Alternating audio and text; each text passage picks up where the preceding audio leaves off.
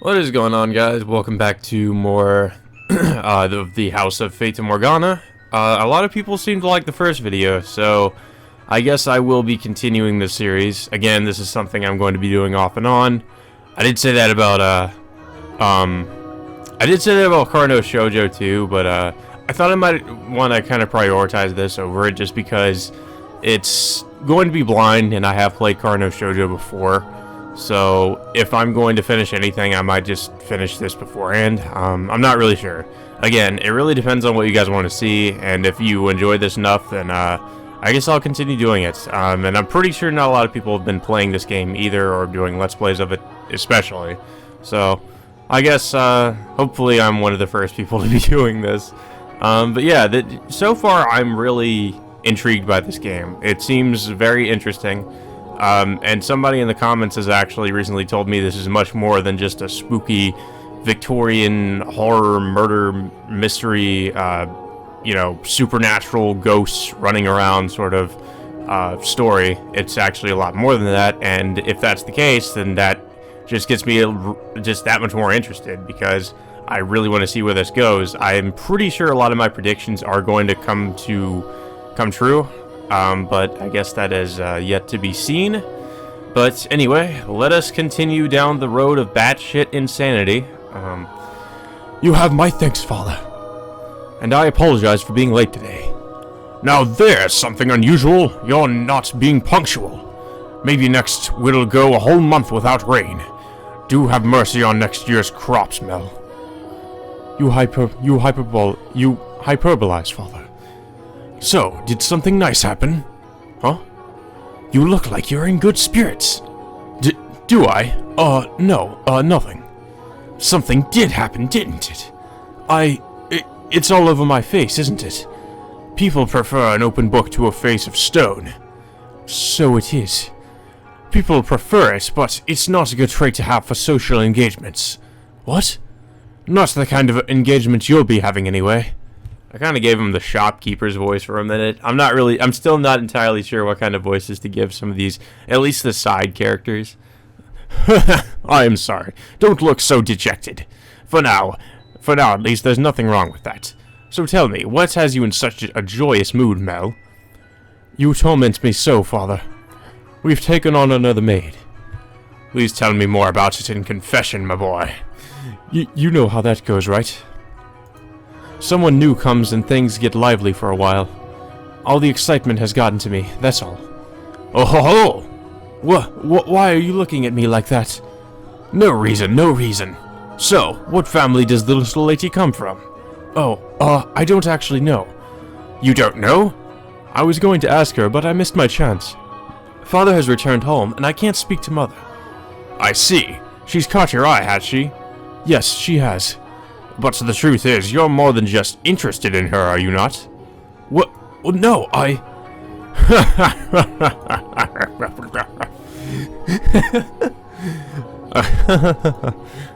You truly do enjoy tormenting me. Well, I should be getting home now. Mel. Yes? Make certain you find out where she's from. If you're genuinely interested in her, it's your responsibility to determine if she's actually suitable for you. Thank you, and excuse me. I don't know, man. Like, I remember, what was it? Nelly was talking about the priest and how he's all creepy. Maybe the priest is actually important. Like, maybe he could become somehow important into the plot.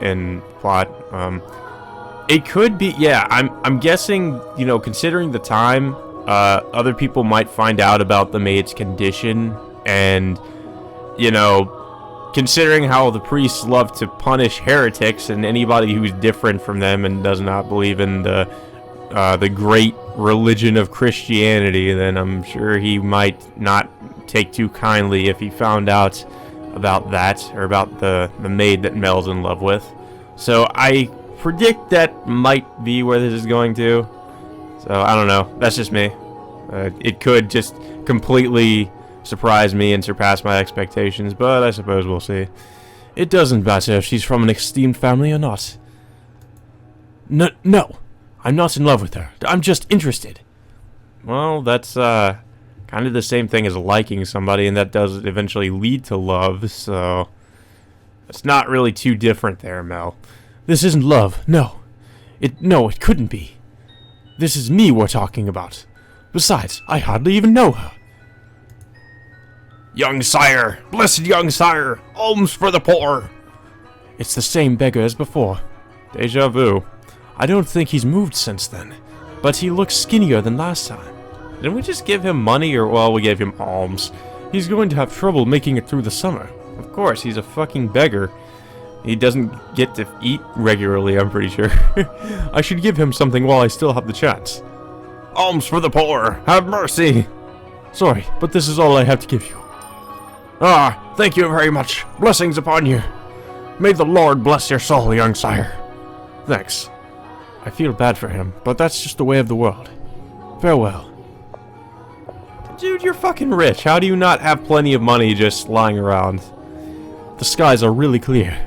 The sun shone fiercely... Oh. the sun shone fiercely down on the town that day. As was characteristic of the area, cloudy days and rain were frequent during the season, but the sun almost always took the stage the day after a storm. The cathedral standing tall in the center of town, the stone-paved streets clacking with the pleasant sound of footsteps, the people peering out from beneath awnings to look up at the sky. In Mel's eyes, it was as if they were all blessed by a divine light. However, not everyone living in the same land was equally blessed. In fact, the blessed were far outnumbered by the forsaken, even if their time would later come to be referred to as the Golden Age.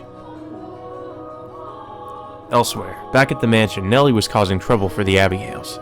On a whim, she had decided to redecorate her bedchamber, so she gathered the maids and put them to work, shouting orders and demands and complaints. And she had not summoned only her personal servants, but others as well, including the white-haired girl. Oh no.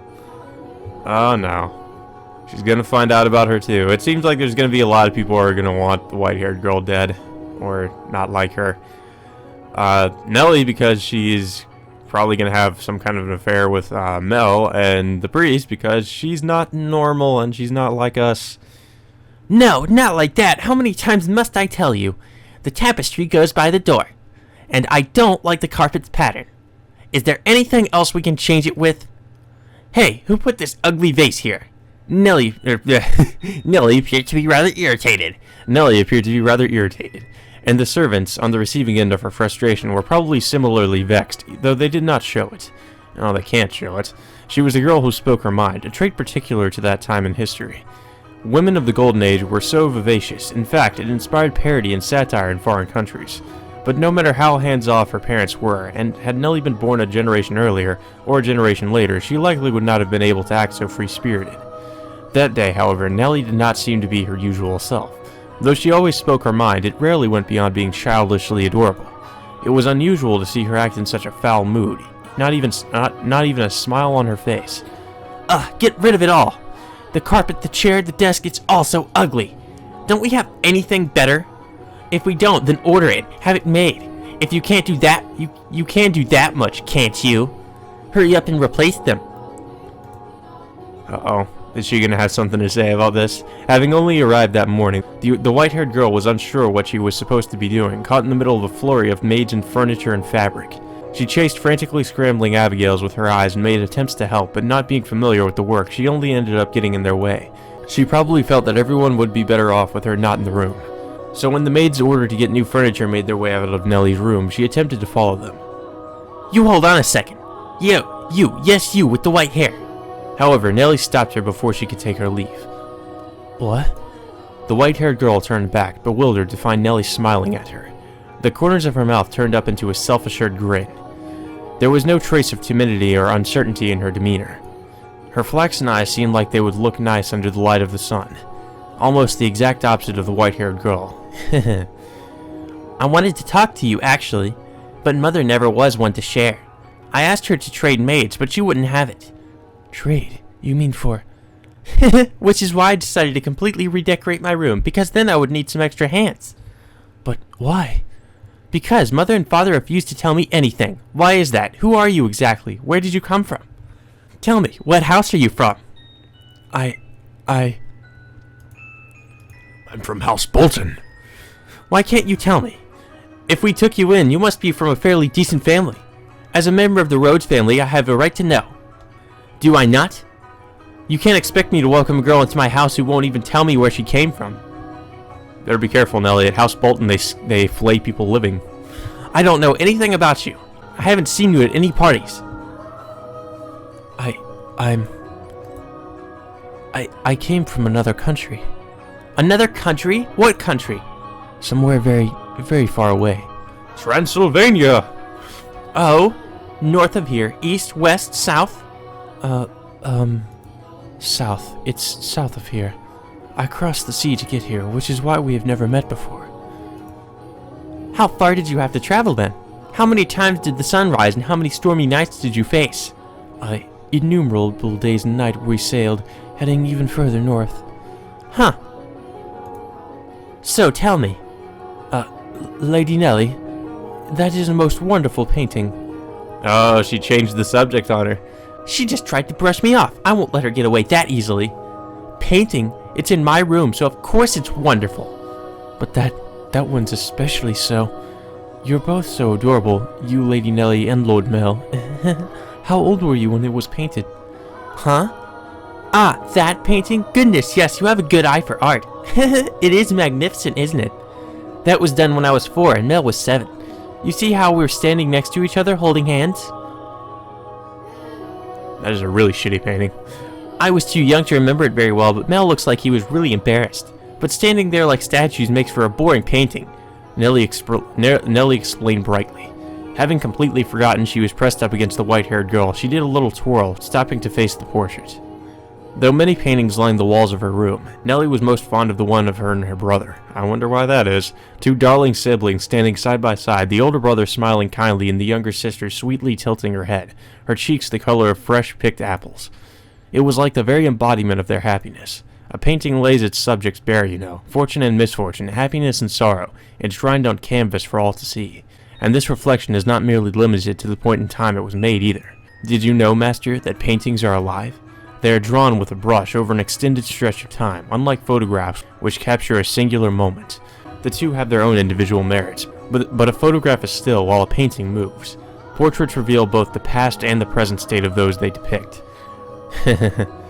So, I guess foreshadowing? Sort of, maybe. Mel and I have always been close. I would sing songs for him and he would teach me about all sorts of things. He's so smart. Nowadays, Mel hardly even goes on walks with me, making excuses like I'm an adult now, but we used to spend a lot of time playing together in the rose garden. I see.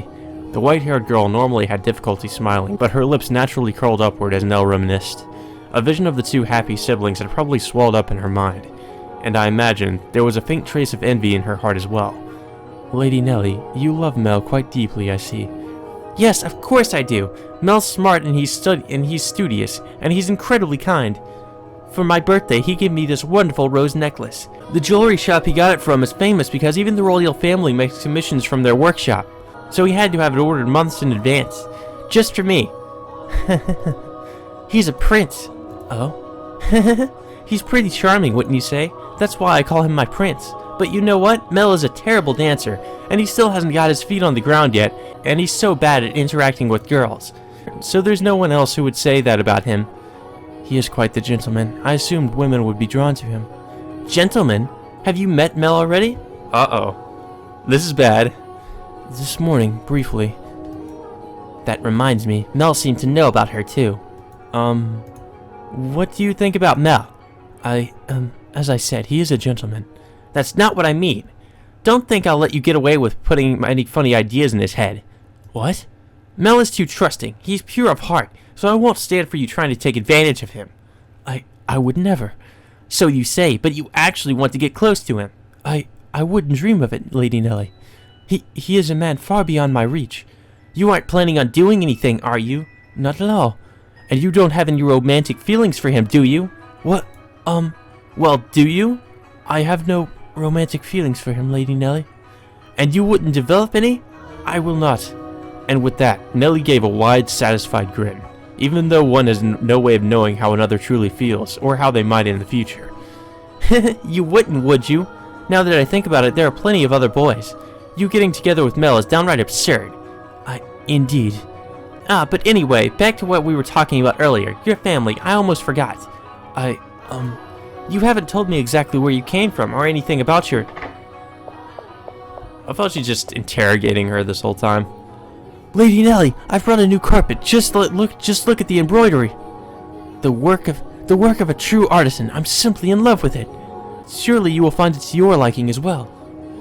Wow, you're right. That's a Florentine stitch, isn't it? I wonder whether someone mimicked the style or if it was imported. Either way, a great find. Let's hurry up and get it laid out. Oh, and we'll have to see how the colors go with everything else. We have to finish redecorating quickly so I can show Mel. He'll be so surprised. What wonderful taste you have, Nellie. When the other Abigails returned, so too did the bustle within Nellie's room, as the white-haired girl watched as a faint smile crossed her lips. Perhaps it was from relief at having escaped Nellie's inquisition, or perhaps...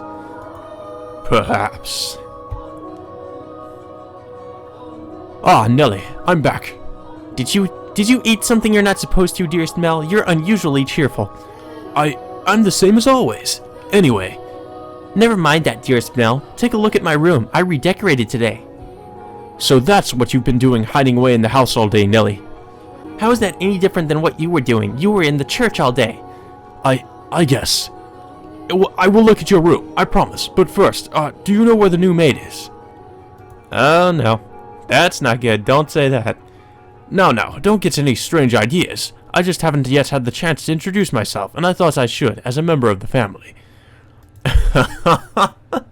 Yep, she knows. She knows you already did talk to her, so that just makes you even more suspicious, Mel. Except you have, and I know it. Being the eldest son, it would be shameful if she were to pass me in the halls not even knowing who I am, so...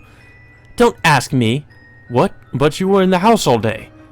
She attends to Mother, so why would I know where she is? Though she did help me redecorate my room. You made her help? That's work for the manservants. There was no reason to make the maids do it. Oh, so you're saying I should invite a bunch of men into my room? I go into your room all the time, Nellie, and you were in my bedchamber just this morning. Only one man is allowed in my bedroom, dearest Mel, and that is you. So unless you become a servant, which I will not stand for, I will not ask any of them for help. Oh, Nellie, you ought to be a little more... A little more what? Not bitchy. If you're going to lecture me, I won't hear it. What am I going to do with you, my little lady? What? Why are you looking at me like that? We talked about you, dearest Mel. And I'm not going to tell you what she said. About me? What did she say? She just told you she wasn't going to tell you. Huh. Please, Nellie. I must know. Please tell me what she said about me. She said that you're a little bitch. She said she has no romantic interest in you. What? Why did that even come up? Because we're both girls, and we talk about things like what kind of boys we like and who's the most handsome. Why do you have to look so downtrodden, dearest Mel? You look like a sad little boy who can't get his crush to notice him. That face is unbecoming of a prince, Mel. Are you interested in her? That's strange, you haven't even met. I am not. It's just depressing to find out that someone you've never even met doesn't like you. That's all. Oh, nice save. If I'm going to make my move, I must do so soon. I don't have much time. The master of this house isn't around, so next in line would be him. That painting. Uh-oh.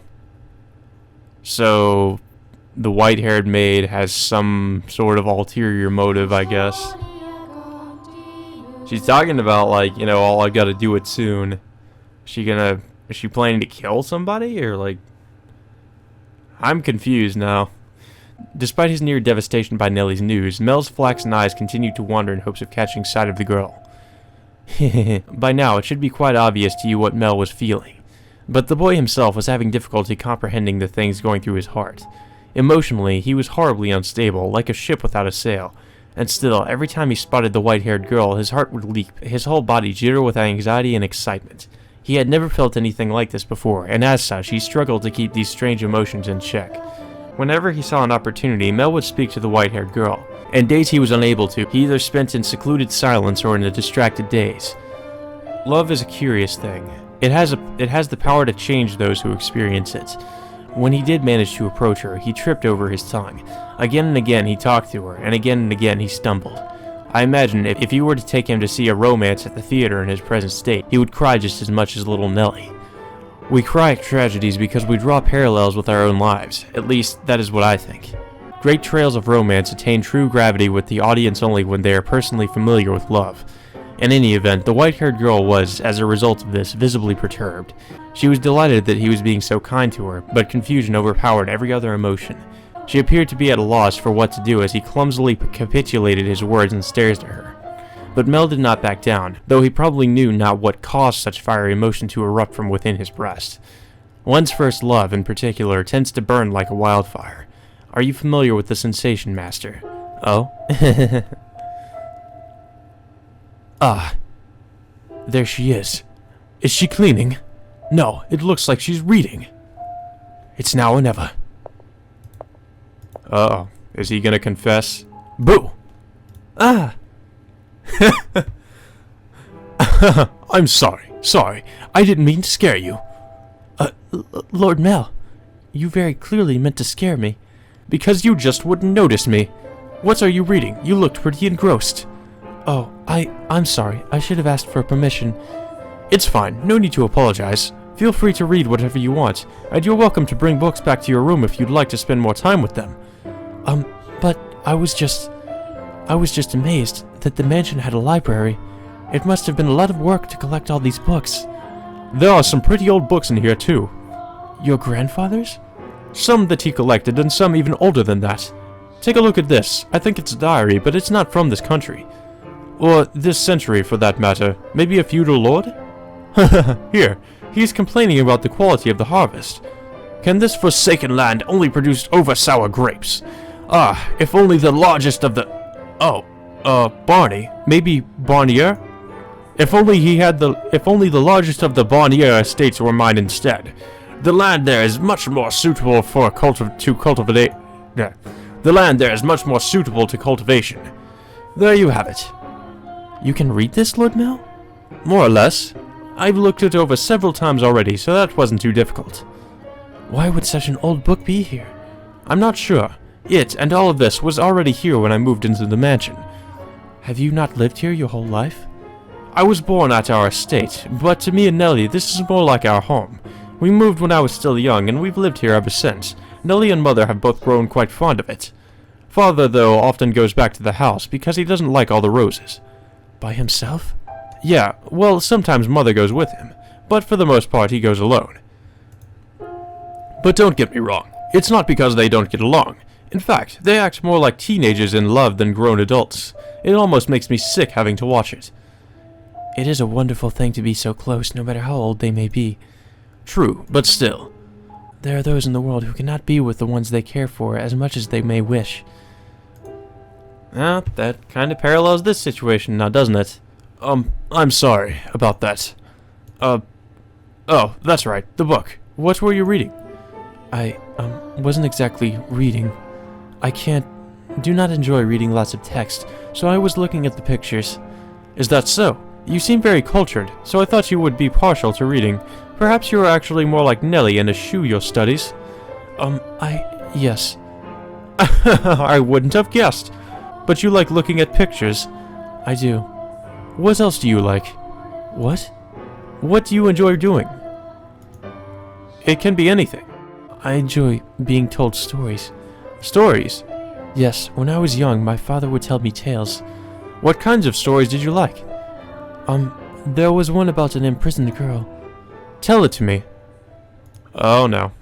A story within a story. Inception. Once there was a girl, and she was locked away in a mansion deep in the forest, a mansion with only one window. But the window was high up on the wall where she could not reach. It was always very dark inside, unlike this mansion.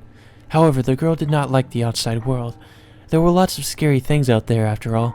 Though she may have been all alone in the mansion, she grew comfortable with the darkness in time, so she had nothing to be afraid of. And then, am I doing a good job? You're doing fine. Keep going. What happens next? Okay. And then the girl grew up. By then, she had already forgotten why she was locked up, but she was content with the darkness. However, her eyes couldn't help but be drawn to the little bit of light that spilled through the one window. Though she was comfortable in the darkness, the sight of the light made her heart race.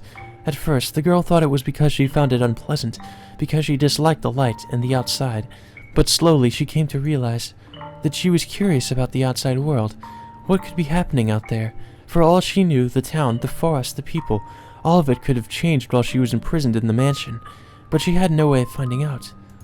So the girl decided to write letters and throw them out the window.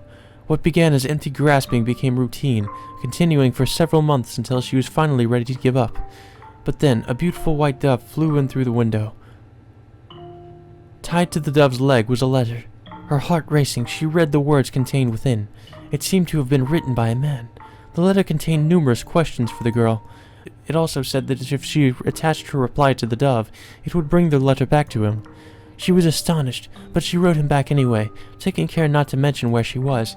After having exchanged letters a number of times, the two felt very close to one another, as though they had known each other for many years despite having never met.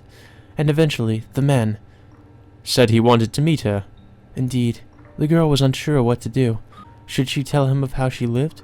Should she reveal where she spent her days? She was afraid that if she did, he would cease to send her letters. She was sure he believed her to be a young lady of noble blood, and not a girl locked away in a house deep in the forest. The girl could not bring herself to write a response. She released the dove through the window with nothing attached to its leg, and yet it returned with another letter, written in the man's familiar hand. "You must surely have a grave reason for your silence," it said. "I would like to know that reason, and I would like to help you, no matter what it may be. You have my word." She deliberated. Though his letters were kind, she did not know this man. He was from the outside. Would he still treat her the same way when he met her? And did she even want to step out into the world beyond? What do you think she did? Wrote a letter and agreed to meet him, right? Yes, she did. The girl made up her mind. She would write a letter.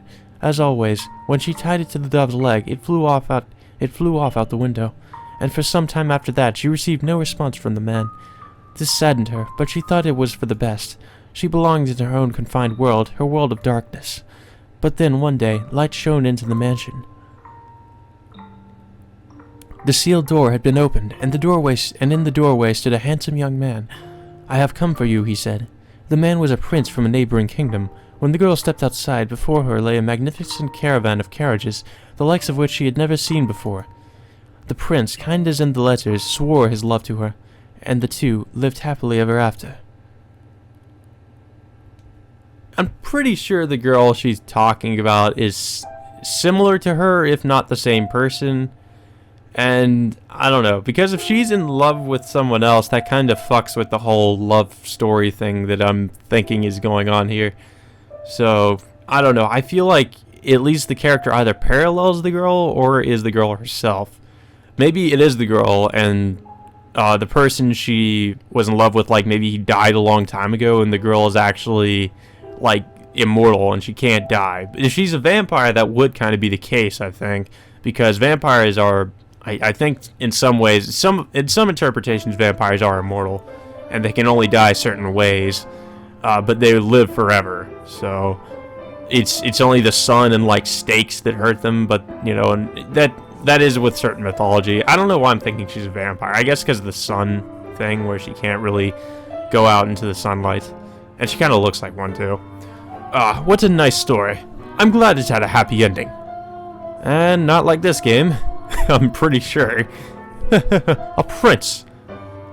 Was there something funny about the story? No, that's not why I was laughing. Do you ever imagine what it would be like if a prince showed up for you? Huh?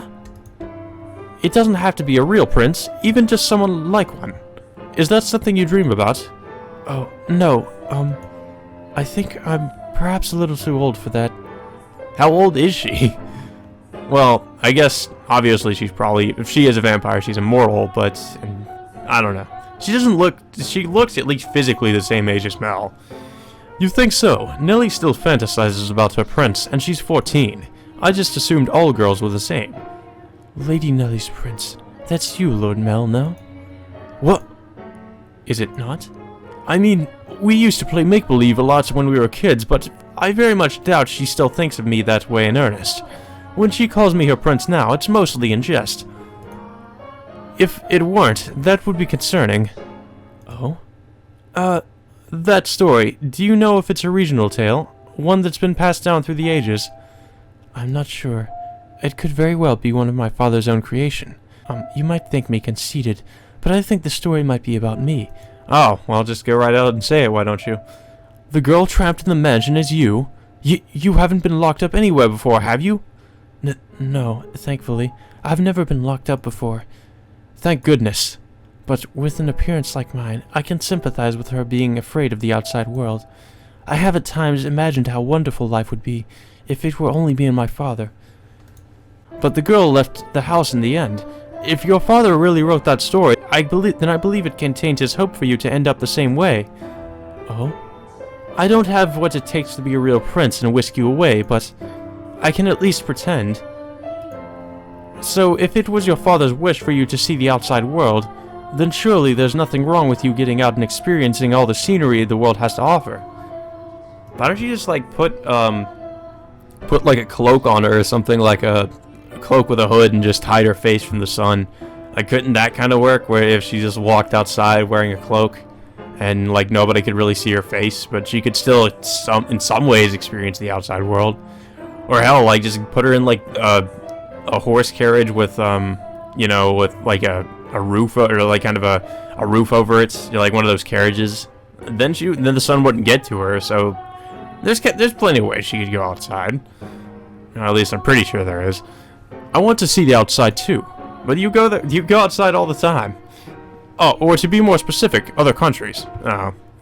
So, if you'd like, we could maybe go see distant lands together. Ah, dearest Mel, I've been looking all over for you. Nelly? Look at this, dearest Mel. Mother brought me these wonderful gloves to wear on walks. The roses embroidered on the wrists are just precious. Oh my, you're right. They're beautiful. You appear to be dizzy, Lord Mel. Are you feeling unwell? No, I'm fine. Not really. Mel was feeling frustrated at his inability to convey his feelings for her. And as his frustration built up over time, he developed, I suppose you could call it, a severe case of lovesickness. For several consecutive nights, he had been afflicted with a peculiar sensation, a presence in his bedchamber. Uh-oh. Death. Death to the unholy one. Death to the heretic. Death to the witch. Kill. Something, something, something. Obviously, the white-haired girl. Why? I never wanted her to die. Why was she not eating? Seal off the tower. Understood? No one finds out about this. How can you be so calm? Don't you understand what you've done? Ha! Pinning the blame on me? How nice it must be to be able to distort reality with panic. You are just as guilty as any of us. I never wanted her to die. Oh. She died. So was she resurrected? The witch killed her. The blood of the witch killed my blank. Ooh, blood effects.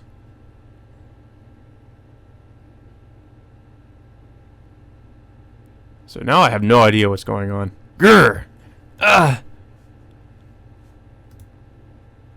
A dream? What was that dream? It was horribly unsettling. I was holding someone, a girl I cared for dearly, in my arms, and she was limp. It was almost as if she were dead. I've been having a lot of really unpleasant dreams lately. I can't stop shaking. Why would I have such a dream? I feel sick. Back to sleep. But I wonder, who was that girl? I can sense someone standing beyond my door. Is someone there? It's like they're watching me.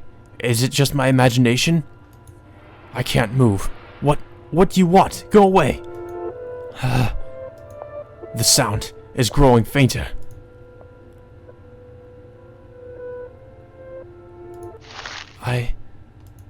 Is that truly what your story meant, Father? But such a magnificent garden. Something we could never have had. Are my intentions misguided? What a beautiful white rose.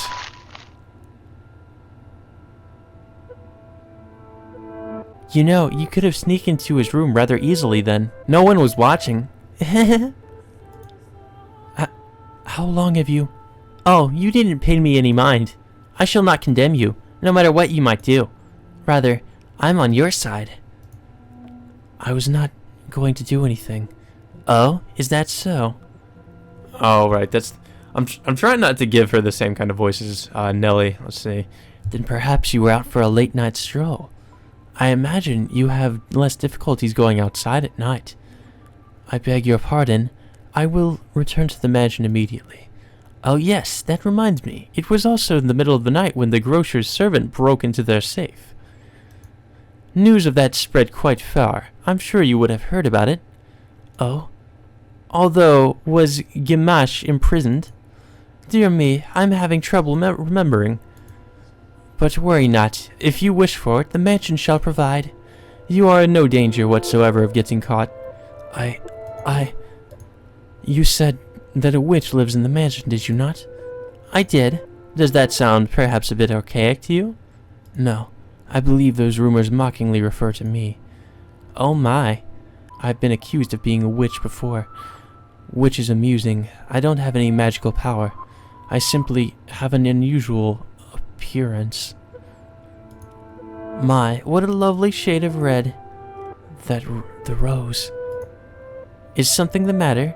This rose was white until I took it in my hand. Oh, that's right, it was. Oh, shit. This is getting weird. Is that so? I apologize. I must sound mad. I'm sure I was just mistaken.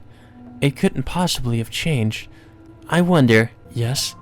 Did the girl locked in the mansion become a princess? What? We should lock up and head to bed. Make sure all the shutters are closed nice and tight, and then draw the bar on the front door. So, she said she has no magical power, but she's got something going on with her where she can, anything she touches, or when she touches roses, they change color, so there's something up with her. We don't know what it is yet, but I guess we'll find out. Slowly but surely, time trekked onward, everyone working toward their own individual goals. Each early summer breeze that blew through the garden was like God's hallowed breath carrying the flower's fragrance in through Rose Manor's windows. If only time could be stopped and this beautiful era made to live on through eternity. As usual, Mel's eyes chased after the white-haired girl and Nellie pursed her lips in frustration at him. But she was still rather docile. Even taking into account how self-centered she behaved, how fickle her temper, Nellie's fits were still no worse than a playful kitten. See, at that very moment, our lively little feline had her claws poised to swat at the flaxen-haired young man. Mel, you promised me, or have you forgotten? I haven't forgotten. I'm just asking if we can go another day. Another day? This isn't something that happens every day. And I've been looking forward to tonight's performance for so long. Oh, are they going to the Shakespeare's Globe Theater? There's nothing I can do about that. We're having a gathering at the priest's home tonight. Several high-ranking officials have come up from the mainland just for this. Who cares? I care. You know, Nellie, it doesn't have to be me who goes with you.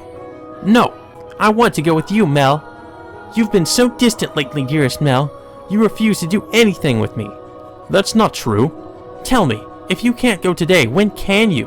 When will you be willing to go out with me? That makes it just you saying it that way makes it sound so fucking weird. When will you be willing to play cards with me? To have tea together? I can't make any promises. I have things to do, obligations. And Nellie, you're almost an adult yourself.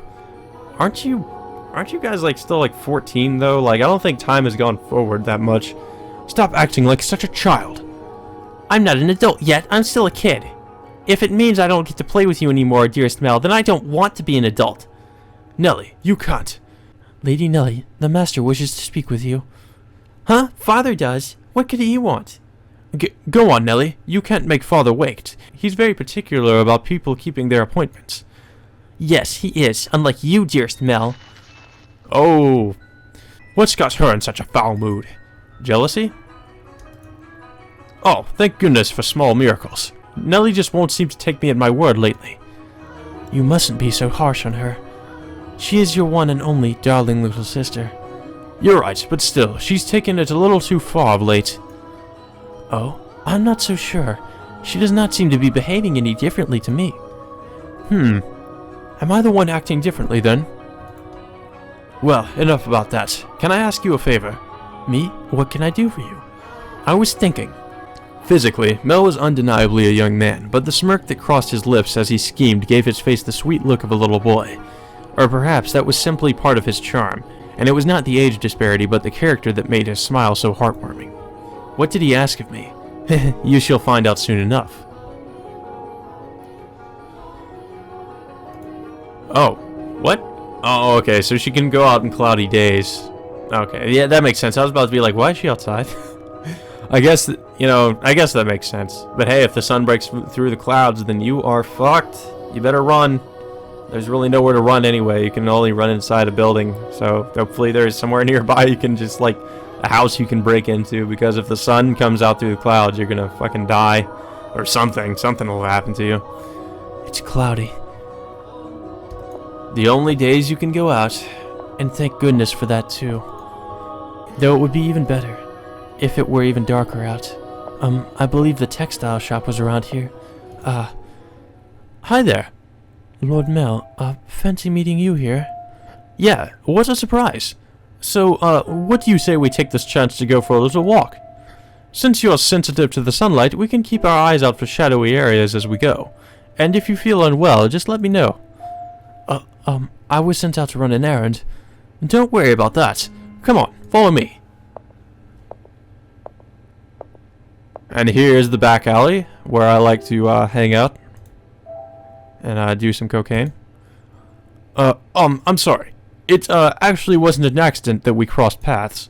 Well, at least he's honest. I planned this out ahead of time, asked to have you sent out on a fake errand. It feels like I'm always on alert back at the mansion. Can't relax in my own house. It's actually kind of funny. Sorry, that was inappropriate of me. I just thought since the sun's mostly blocked out, it would be alright if... I'm feeling just fine. Oh, this is, really fucking awkward now, isn't it? Of course! I get her out of the house and I can't even think of anything to say. Of course! Hey, Yes? have you settled into life at the mansion? I have. Everyone has been such a big help. That's good to hear. Indeed. Oh my god. Stop this. Do something. So, Yes? Nellie told me she had you help redecorate her room some time back. Yes, that was shortly after I arrived. What of it? That day, Nellie told me that you don't, I don't?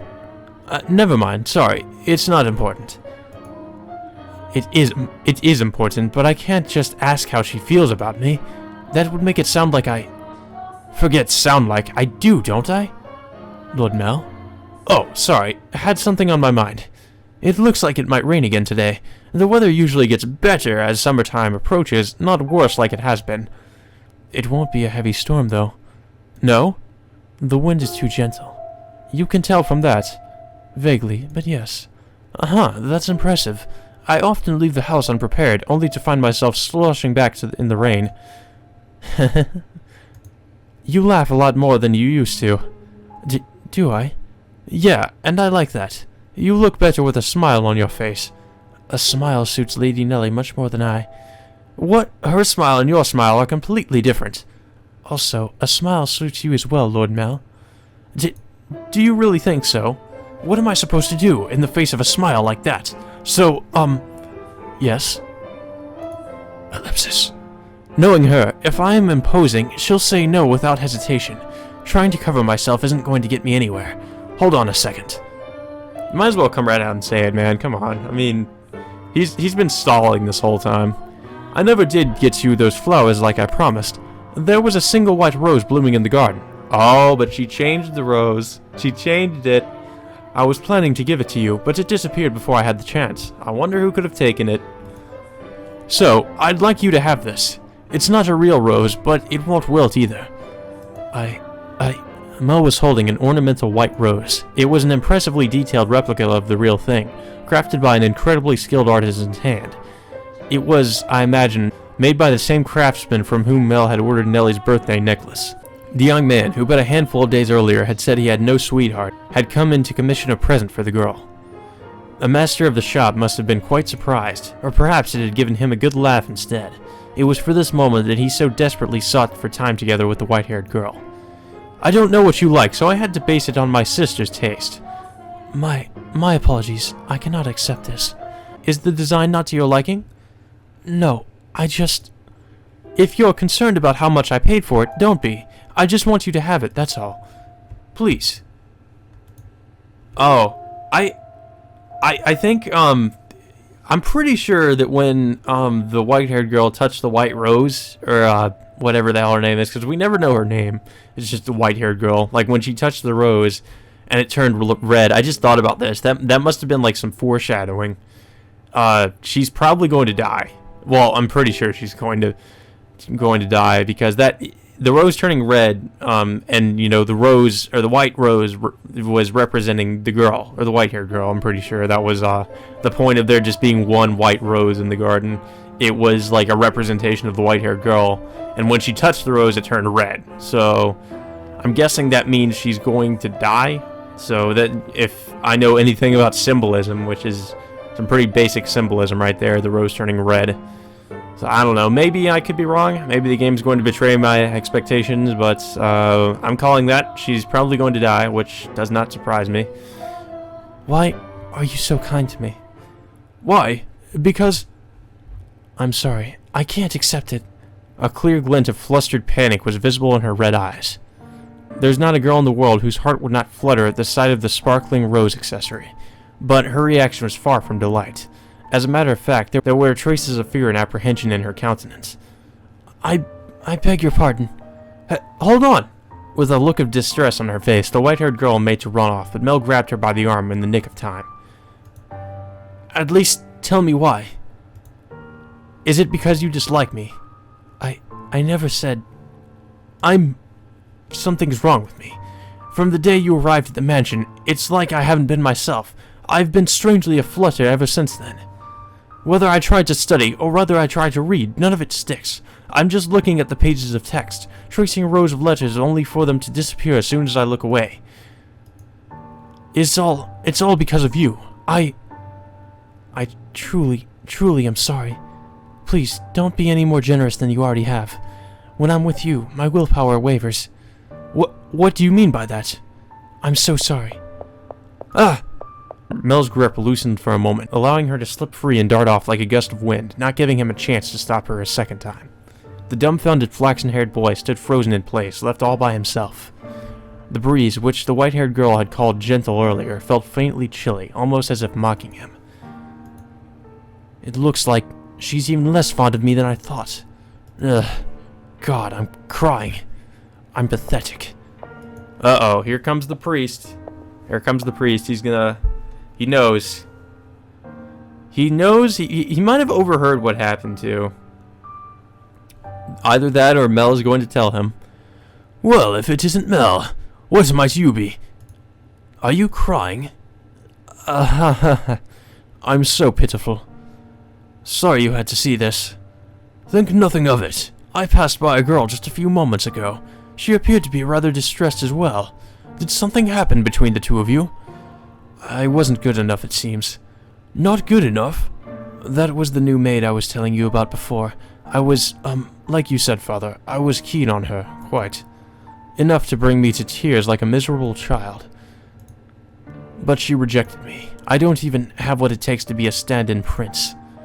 Mel, I apologize for complaining to you about this. I'm completely hopeless. Mel, please, don't try to cheer me up. I don't need any sympathy. No, Mel, listen to me. That girl is a witch. You must kill her. What? I've seen that girl before. What do you mean? But, you said she was a servant at your house, right? In which case... Yes, she is. Please tell me, Father, where did you see her? Why must you be so evasive? It was probably someone else. Someone else? You are saying you mistook someone who stands out as much as her.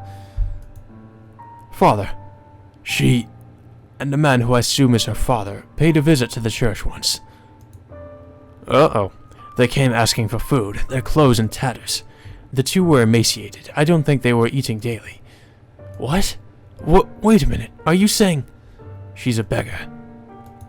But Father said she came from an esteemed house. Which is why I said I might be mistaken, Mel. She has a singular aspect, but it is possible there is another girl who looks similar. Deep down, though, the priest surely believed the opposite, and so he said sternly, like a teacher to a pupil, "But you must be absolutely certain, Mel. Understood. You cannot proceed any further without knowing her ancestry." "May I visit the church, Father?" "By all means." In the back of Mel's mind, a vision of the night of the storm, the night the white-haired girl arrived at the mansion, was surely replaying. She had been wearing little more than rags and covered in grime, hardly the appearance of a respectable young lady of class. Have I been putting her through unnecessary stress? If she actually turns out to be nameless, to be rankless, no matter where she comes from, my heart is decided.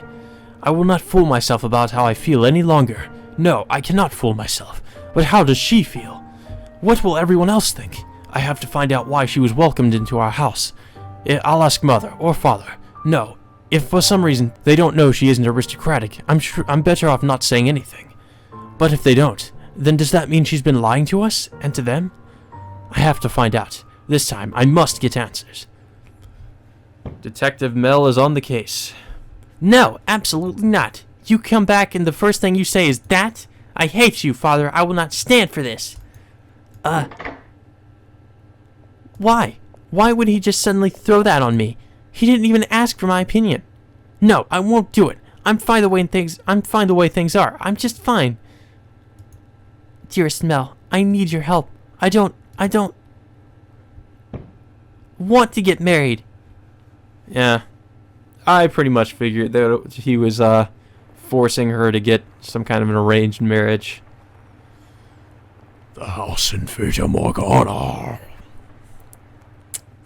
This may seem sudden, but I must confess that I made a grave mistake. My transgression is that I was unable to completely predict where the path we were traveling led.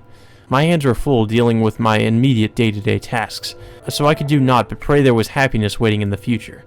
Happiness for everyone who lived within Rose Manor, but I am but a mere maid.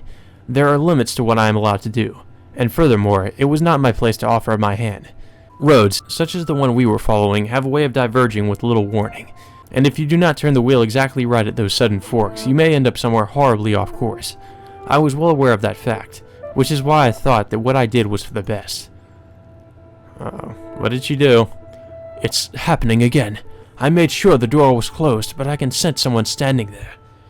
Well, she's probably watching you like you were watching her that one night. I'm pretty sure it's just the white-haired girl watching him. Someone watching me. Either the white-haired girl or the maid. The other maid. Footsteps. They're looking down at me. I want to open my eyes, but I can't do it. Curses. You're just going to leave without doing anything, aren't you? Then hurry up and get out of here. Free me from this torture. That is a creepy-ass sound. No. Tonight they're on my bed now, looking down at me. My neck. What? I can't speak. I can't move. Is he having his blood sucked or something? Ugh. These cold fingers. That soft breath. What? Uh-oh. Why? I can move my body, but that's not important right now. Whoa. Oh God. Hi there. You smell of roses. The scent of a world far removed from ours. He made to grasp at the sight before him, only to realize he could not. The pressure of her cold fingertips wrapped around his throat robbed him almost entirely of the ability to breathe. Why? He silently mouthed the word, but for that moment at least, her melancholic ruby eyes were focused wholly on the flaxen-haired young man. In them glowed a faint flicker of willpower, and continuously burning agitation that roused her to action. I told you to stop being so kind to me. Why?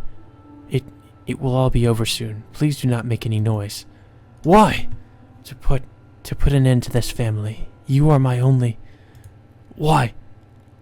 Are you shaking? What? Upon hearing Mel's words, the strength drained from her slender fingers. He had not been questioning why she was doing such a thing.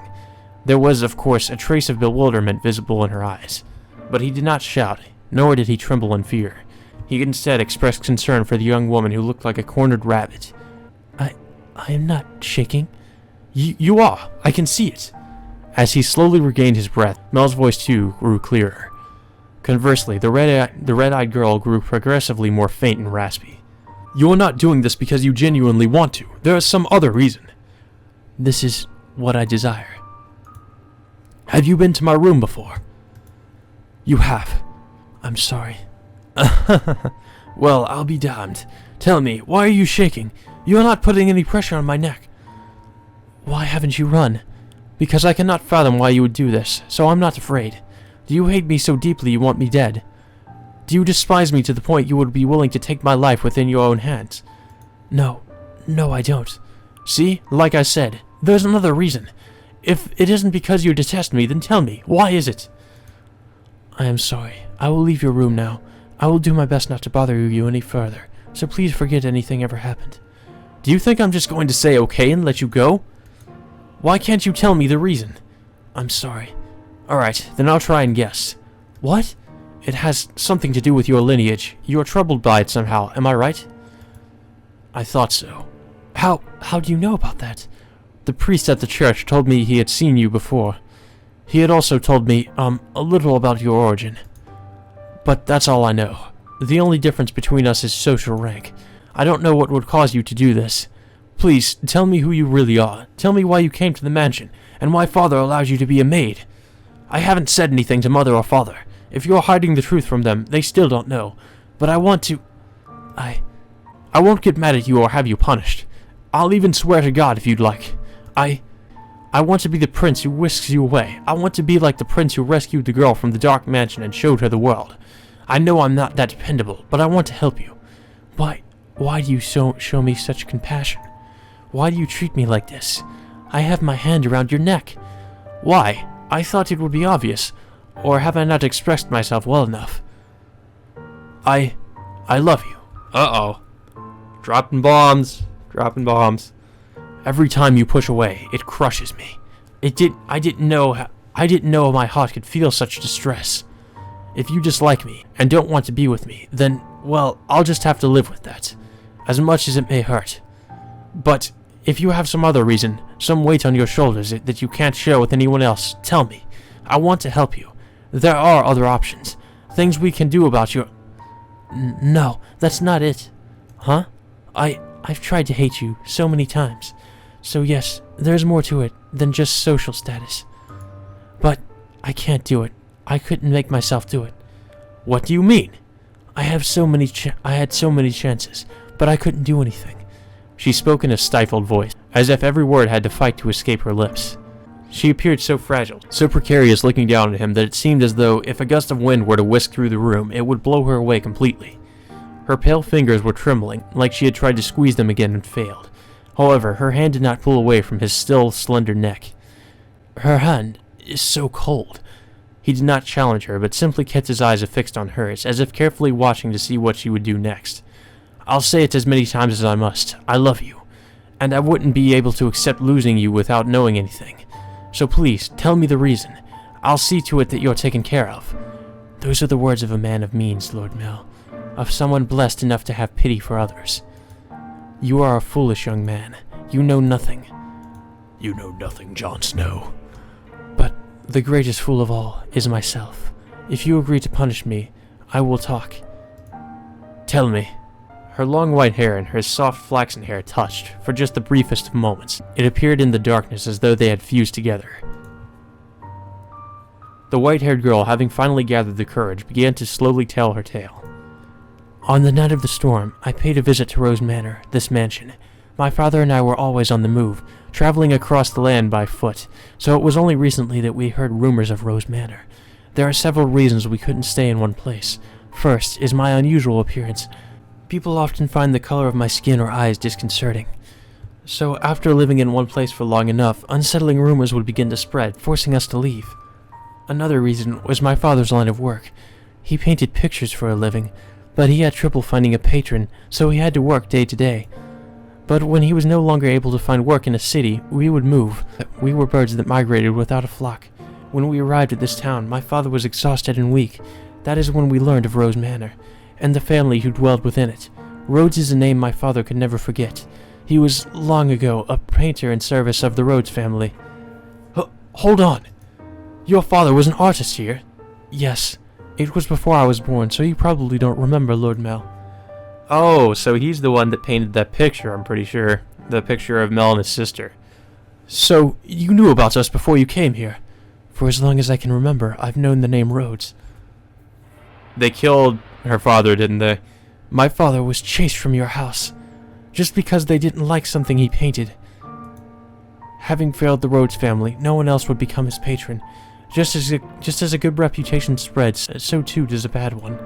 Branded once as a failure, no one will take you in ever again. You nobles throw your parties and spread your gossip about this painter or that sculptor. The rose you tried to give me is an example of that. It was certainly crafted with skill, but the jeweler is only known because some aristocrat spoke highly of him. My father's paintings were no less skillful. He was a talent that could not be easily imitated. But no one was willing to separate the art from the artist. The Rhodes family stole everything from my father, but even thrown out onto the streets, his only skill was painting. That was all he could do to earn a living. What little money he had for food, he gave to me. He did anything he could to ensure my survival, even at the expense of his own well-being. My father passed away in this town. Up until his last breath, he was only ever concerned about me. He held me in his arms and ran his fingers through my hair, an apologetic look on his face. If I had a normal appearance, I'm sure life would have been much easier. He was always telling me how sorry he was for making life so hard, even though it's not his fault I look like this. I disdained the Rhodes family for putting my father through such hardship. I imagined you were still living in decadence, acting as though nothing had ever happened. No, you wouldn't even care about the fate of one simple painter. Our lives meant nothing to you, and so I sought to bring misfortune upon you. And that's why you tried to kill me. In truth, I had wanted to take the master's life, but your father spent so much time outside the mansion. And so, you're right, if they lost me, it would put my family in a very difficult position. That is the whole of my tale. You now know about my father, and how I feel about you. Having told you of the blackness in my heart, I cannot go on living like nothing has changed. Please give me punishment. Why? Why would you have me put the one I love through any more misery? I'm not fit for your affection, not only because I am not aristocratic, but because every time I spoke with you, I did so holding this darkness in my heart. Does that not unnerve you? In the end, it was my family's actions that caused you so much suffering. Would that your father were still alive. Perhaps I could have done something. I'm sorry. And besides, you hesitated. You didn't actually kill me. What am I even to punish you for? As you said, you had countless opportunities, but you could not bring yourself to do it. Oh, so that's why she was outside the door. Tell me, why couldn't you kill me? Because If it's because I've given you enough reason to have the slightest bit of interest in me. Nothing was as I envisioned it. What? I assumed the residents of Rose Manor would be cold, people who believed that wealth and rank mattered above all. But on this night of the storm, the mistress was the first one to extend her hand to me. I arrived at the mansion disguised as a beggar. Actually, disguised is not the right word, as many nights I only survived on the generosity of others. The mistress did not send me away when she saw me. Quite the opposite. She took me in as a servant. So that was Mother's doing. I could only scarcely believe she would invite a stranger into her home, that she would treat a stranger with such compassion. I thought perhaps she knew who my father was. I kind of wonder if her father had the same hair color as she did, or looked the same as she did. But I had never met any of you before, so she must simply be that kind-hearted a woman. And the mistress continued to treat me with kindness, despite my disquieting appearance and the darkness in my heart. In time, I began to grow less and less sure of myself. Was what I meant to do truly right? Were the things I felt truly justified? But it was a certain fact that my father was here, and that he had been chased out. So I decided to take your life, to put an end to everything before I wavered any further. And then... You were too kind to me. It's all your fault. Because you laugh with such affection, because you give me smiles like that, because you say the things you say. I'm sorry. No, don't apologize. I'm happy to hear that, despite, the unusual circumstances. Please, don't say you want to leave. Don't ask me to punish you. I couldn't do anything for your father, but at least allow me to do something for the daughter he cared for so deeply. You are far too kind-hearted. I'll be happier with you around. You could become a real aristocrat. Huh? There are families that would be willing to adopt you, especially knowing that it would bring them ties to the Rhodes family in the near future. Are you saying, I don't really think that would happen, considering that she used to be a beggar. I'm pretty sure most people wouldn't accept her. Most aristocratic families wouldn't adopt her into their family. It doesn't really work that way. as long as you're okay with that, of course. I don't understand. How could you possibly say that? I have my hand around your neck even as we speak. It seems reasonable enough to me. I'm desperately looking for some way to not have to lose you. But I couldn't. I don't know any etiquette or social customs. How could I? You can learn of all that. You're pretty and naturally graceful. You'll do just fine. You are such an aristocrat, Lord Mail. What? The way you can come up with compliments so easily. Only for you. Nellie says my poetry has as much charm as a dissertation. I don't understand theater. It puts me to sleep. You left. Thank goodness. Keep smiling. You don't have to stop. A smile on your face is a smile on mine. No matter how deep the darkness has taken root in your heart, it can always be removed. I believe people are capable of forging their own futures. What do you say we go to the theater sometime? I promise I won't sleep through it. At the private theater, we can get seats at the far end on the second floor, so we don't have to stand. They would be pretty lavish seats, and it would give you the chance to experience the noble life. But, please, don't be shy. I can have clothes prepared for you. I'll ask one of the maids who can keep a secret. Say, the one with the black hair. She kind of scares me, though. Maybe the one with the black hair, she's kind of, what if she's sort of, letting his parents know about everything that's going on? She could be, like, informing them of that. So she might just be sort of deceiving Mel. I don't know what I'm supposed to say. How could you show such compassion for me? I tried to inflict harm upon you. Am I allowed to feel such joy? For every day you suffered, a day of happiness. That's how it has to be. So stand by my side. He softly whispered the girl's name. For several long moments, her lips trembled in trepidation, but in time she squeezed them together and made a smile. He wrapped his arms around her unbelievably slender, frail frame, holding her tight in an affectionate embrace. What was her name? Apparently Mel knows what her name is, but we don't know what her name is. She's just a white-haired girl. And so they were joined in love. Mel approached me the next day. He explained to me the course of events, and then asked me to dress her up more beautifully than any other noble girl had ever been. Now, that's not going to draw attention at all. That's not going to get people suspicious. She was already a very pretty girl, so even without much effort on my part, simply putting her in a dress, she radiated beauty. I was quite partial to her smile, so I agreed to help, thinking that if it would lead to their happiness, I could not ask for anything more. I never anticipated what would happen next, though. Perhaps my hopes were unreasonable after all. Uh-oh. Cliffhanger, cliffhanger. Cliffhanger bullshit.